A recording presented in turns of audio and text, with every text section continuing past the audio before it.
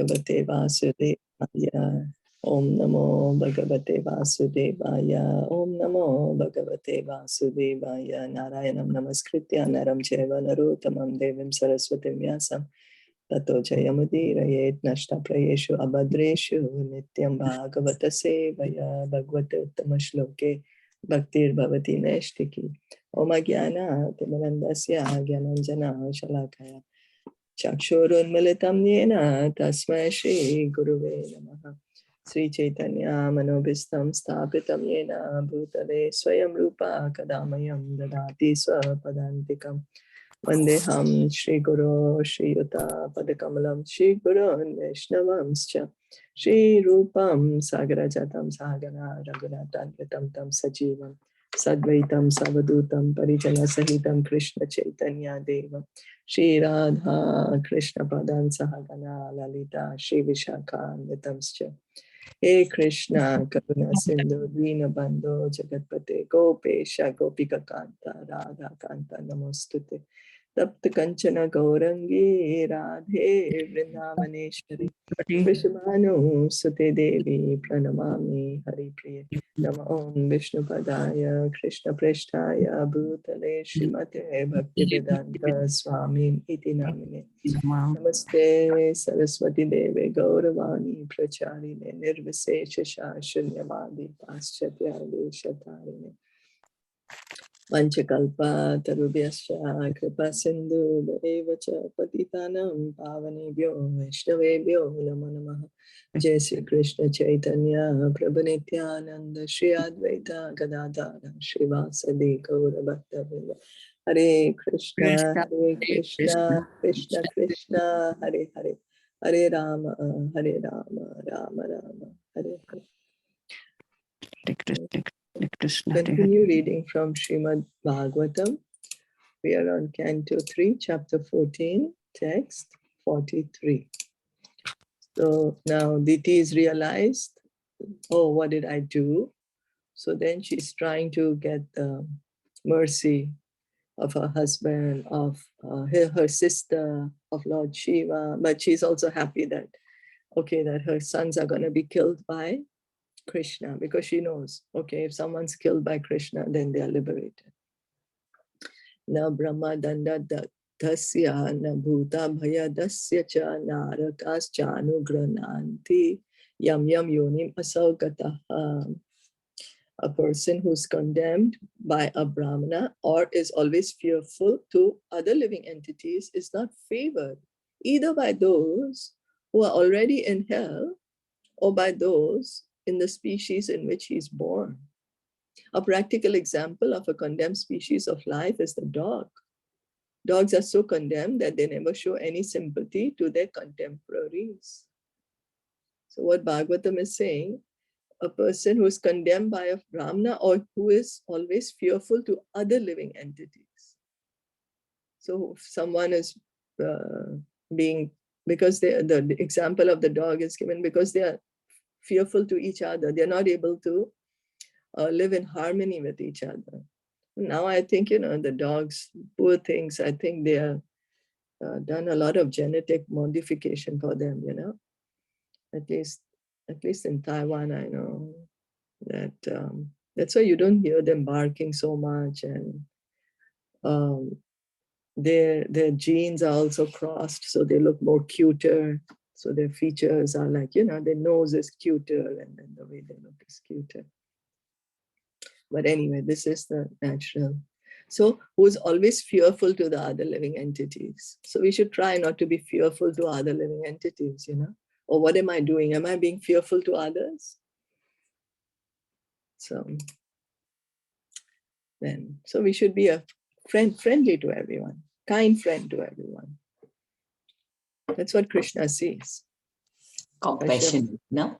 Compassion, yes. Compassionate, yeah. Yes, thank you. Kashyapa vacha krita shokanu tapena sadhya pratyavam marshanat bhagvati urumanakcha bhave mai api chadarat putrasyeva cha putranam bhavitaika satam matah Gasyanti yad yashas shuddham bhagavad yashasa samam.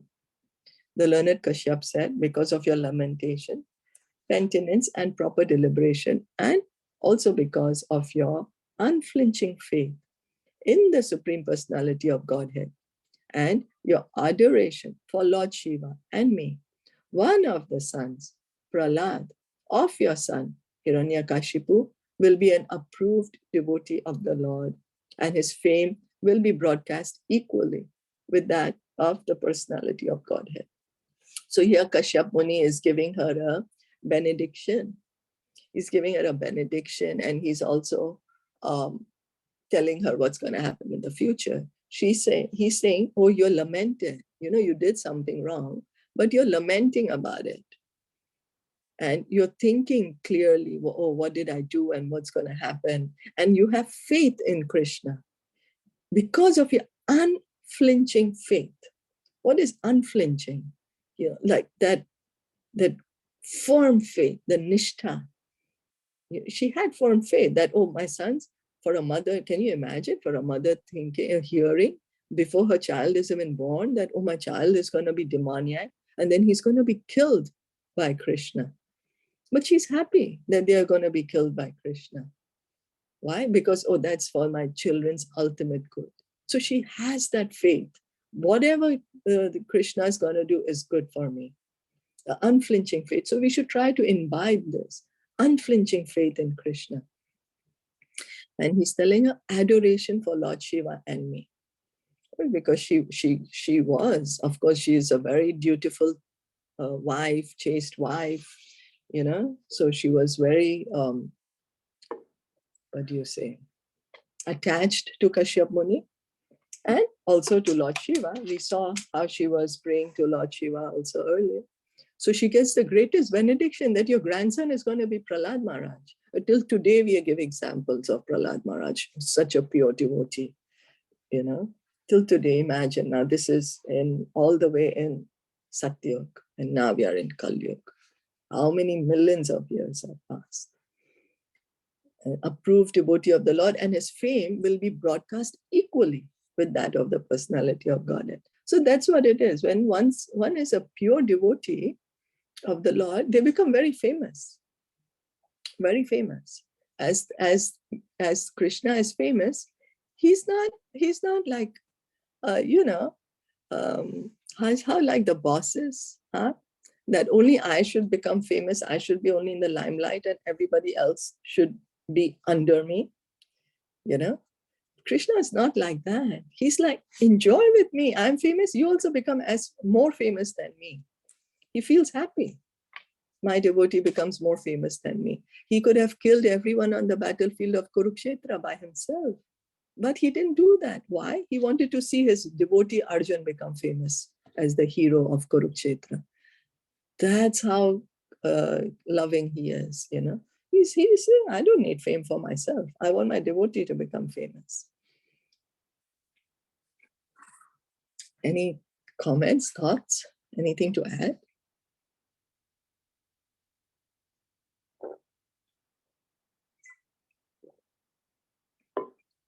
If no, then we continue. 46, Yoger Hemeva Durvarnam Bhavayishyanti Sadavaha Nirvairadi Atmanam Yakchilam Anuvartitum. In order to follow in his footsteps, saintly persons will try to emulate his character by practicing freedom from animosity, just as the purifying processes rectify gold of inferior quality.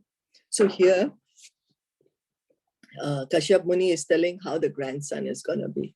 Yoga practice, the process of purifying one's existential identity, is based mainly on self-control.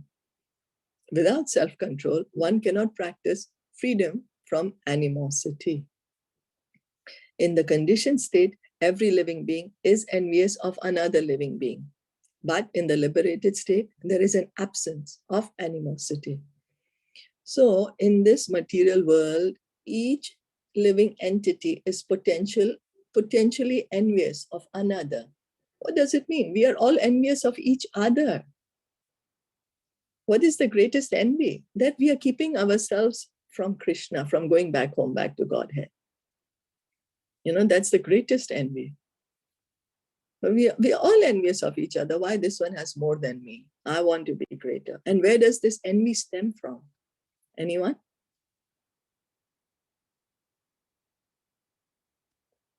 This envy stems from our envy to Krishna. Why is he God?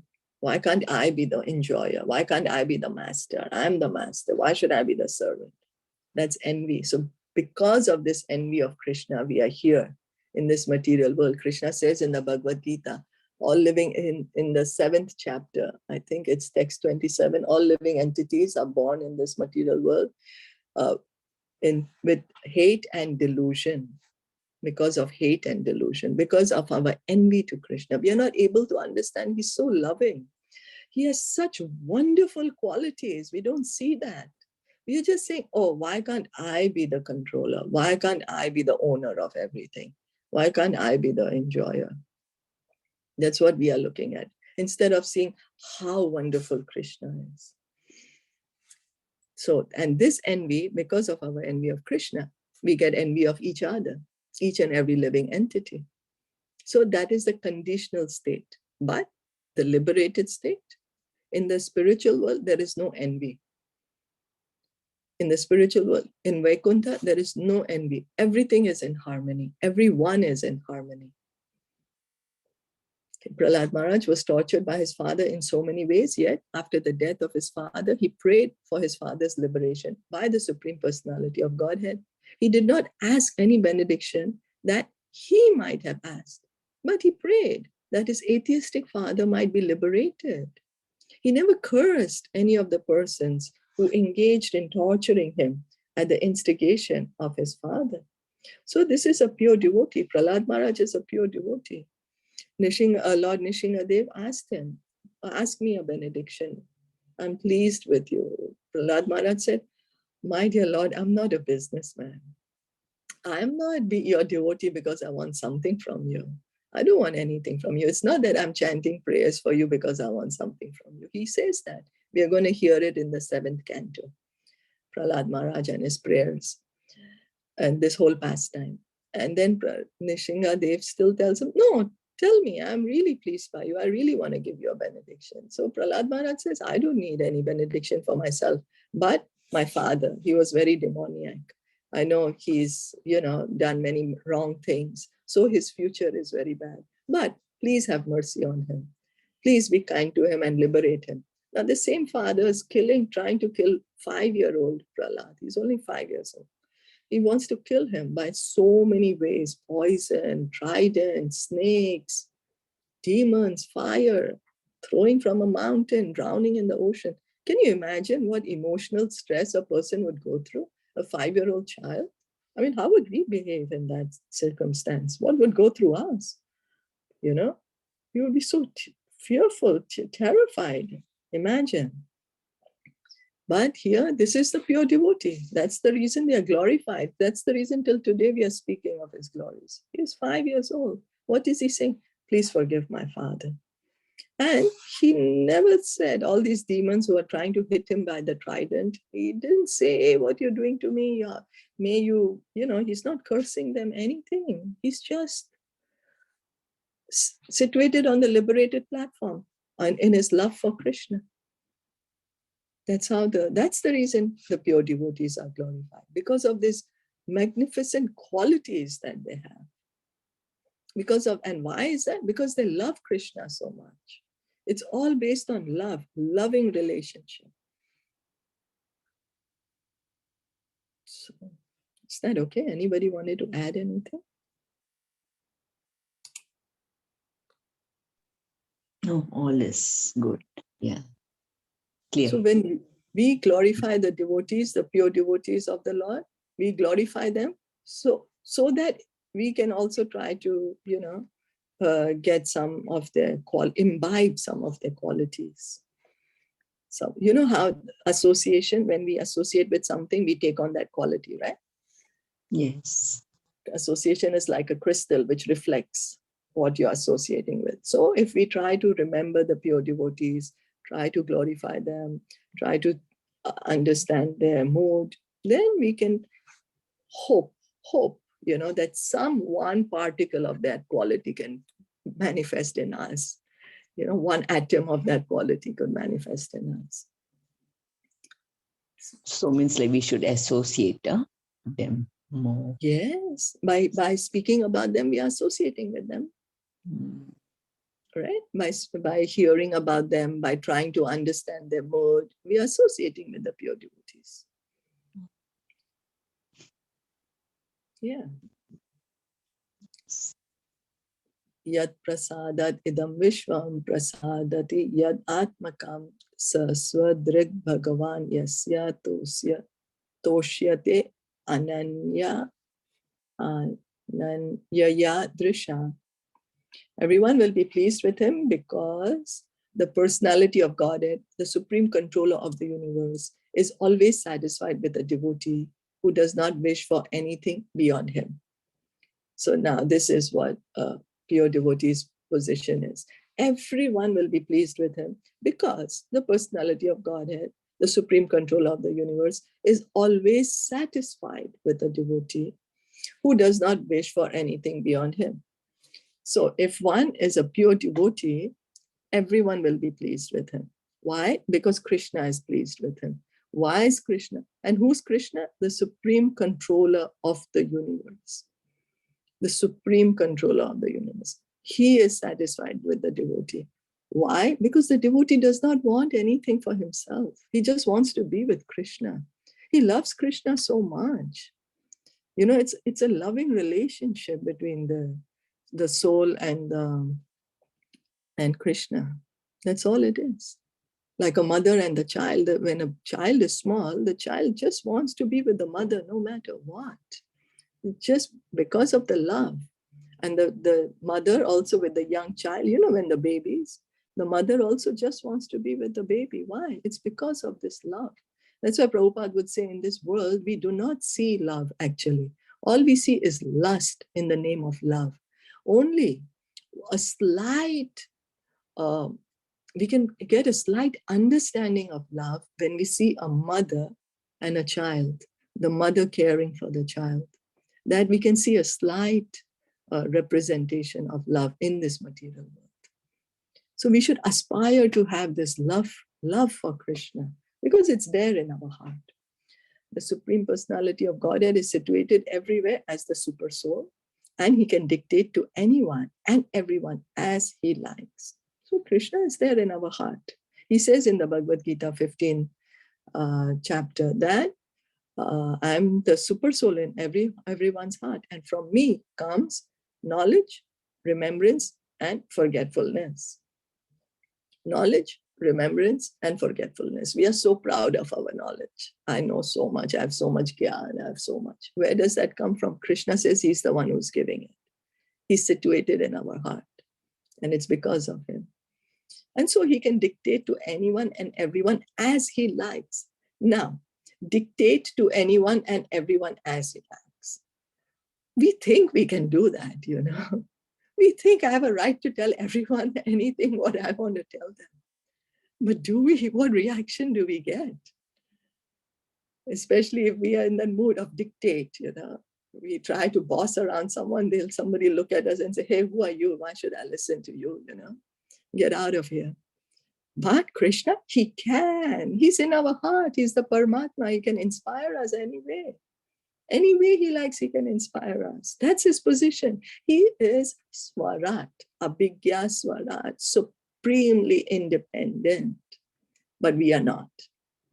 We are dependent on Krishna. Dependent in this material world, and we continue to depend on him in the spiritual world. The soul, the Jivatma, is eternally dependent on Krishna. The would-be grandson of Diti, who was predicted to be a great devotee, would be liked by everyone, even by the enemies of his father, because he would have no other vision besides the Supreme Personality of Godhead. So we can see just by pleasing Krishna, we can please everyone. What we try to do is we try to please everyone individually. But in that way, we can see, we might please them for a certain time, but not always, you know. But if we just try to please Krishna, let me try to understand what is this. Oh, I just please Krishna and then I will be pleasing to everyone. We all want to be liked by everyone. I hope so. You know, we want to be pleasing to everyone. I would really hope that. So, but then how do we do that? The practical way is that we please Krishna. That's the only way to do it. And so even the enemies of his father, like, you know, all the demigods, they were so afraid of Hiranyakashipu. They were so afraid of him. But they were going to kill Prahlad, you know, when he was in the womb. Indra was telling the other demigods, oh, I forget the wife's name. She is pregnant with Hiranyakashipu's child. Hiranyakashipu is such a great demon. His son will be a greater demon. Let's kill them in the womb. Then Narad Muni comes and says, no, this is a great devotee. You can't do that. And he gives shelter to the mother in his ashram. And he speaks Bhagavad Gita over there to the mother. But what happens? The mother is sleeping, but the baby in the womb is hearing. And that's how Prahlad says, that's where I heard spiritual knowledge from my guru, Narad Muni, when he was just in the womb. So even though in the womb, the child can hear, babies hear. Not that they can't hear. But anyway, and then the same demigods, they realized, oh, we did a great mistake, you know, that he's such a great devotee. And when Lord Nishingadev, after he killed Hiranyakashipu, no one dared to go near Lord Nishingadev because he was so angry. He was so angry. Even Lord Brahma, even Lakshmi Devi couldn't go near him. So Lord Shiva was there. All the great demigods were there. What did they say? Prahlad, you go. You go to pacify Lord Nishingadev. So the Lord reciprocates in such a way that all living entities in whom the Lord is dwelling as the super soul, also like a pure devotee, because the Lord is present in their hearts and can dictate to them to be friendly to his devotee. There are many instances in history wherein even the most ferocious animal became friendly to a pure devotee of the Lord. So what is being said is that even if a person is very ferocious, very envious, but because Krishna is in their heart as the Paramatma, he guides them so that they can be nice to the pure devotee, become friendly to the pure devotee. There is a very nice example. Does anyone know of any instance? Can anyone think of any instance? I just wanted to share the first line that you mentioned, that the everywhere as the super soul, and he can dictate to anyone and everyone as he likes. And that is one of my favorite examples when Krishna was lying down and Duryodhan and Arjuna came before the Mahabharata Yuddha happened, and they both approached Krishna that now they were waiting that let's see whose side Krishna will be. So he was lying down and Arjuna came first and he sat near the feet of Krishna, and then came Duryodhan and he sat near the head of Krishna. So when Krishna woke up, he saw Arjuna first and he said, oh Parth, what is it that you want? Like, how can I help? Why are you here? And then Arjuna said, I was here before. He said, okay, never mind. So what do you both want? Then he said that the war is going to happen. So what are you going to do? Like, whom side you're going to be? So he said that I'm not going to fight. I'm not going to touch any weapon. So one side I am, and the other side is whole of my army. So he said, but then Duryodhan said that I'll ask first because I came first. So he said, okay, then you ask first. And then he said that I want your army. And then he took the army, and then Arjuna was so happy and he started crying, and Duryodhan left and Arjuna was crying. And he said, what happened? Why are you crying, Parth? What happened? He said, Krishna, what would have happened if he would have asked for you? What would we would have done? हम क्या करते अगर वो आपको मांग लेता प्रभु? तो वो बोले, then Krishna said that, don't worry, all the forgetful and remembrance come from me. He would have asked for me only if I would have wanted. So don't worry. Jai, thank you. And it was so beautiful. And Thank the you. name of Prahlad Maharaj's mother is Kayadu. Kayadu, thank you. Yes. Yes, Jai, so wonderful. Thank you for giving such a So wonderful this explanation. is So we one can of the see. best that, like as you mentioned in this, that without his, and we uselessly worry because without his will, nothing is going to happen. But we all are worried. Even I'm worried.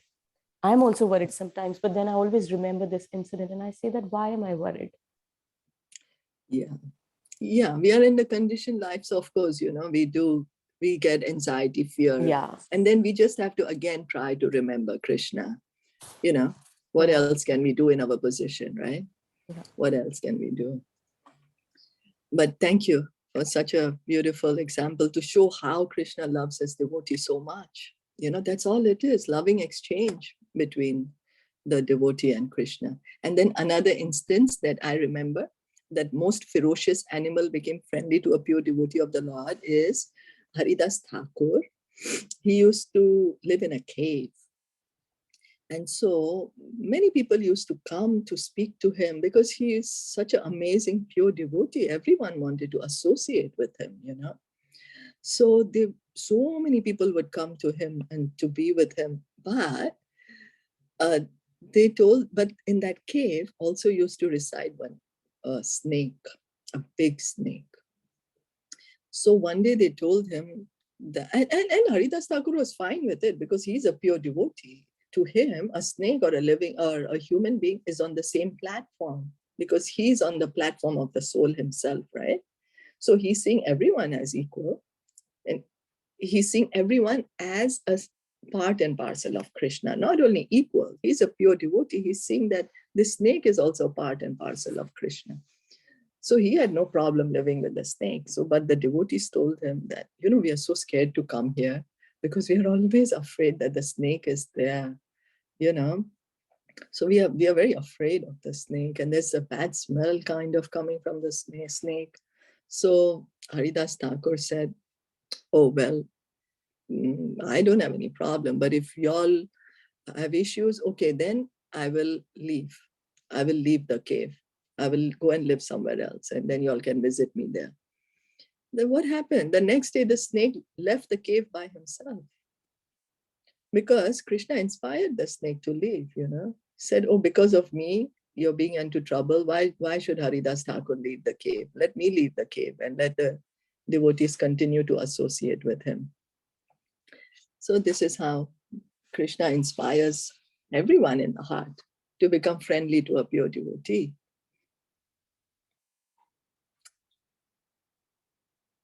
Yeah. Any comments?